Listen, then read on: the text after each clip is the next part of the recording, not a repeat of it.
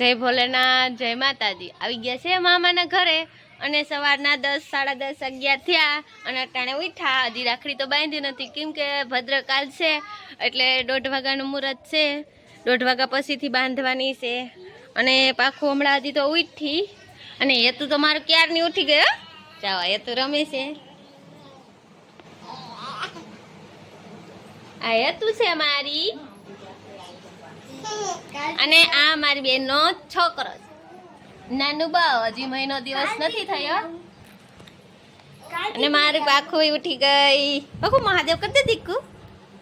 હા જો હજી ઘડિયામાં છે મારી પાખું। પાખું મહાદેવ કરી દીધી કા મહાદેવ કરી દી। હે મહાદેવ જય માતાજી કોઈ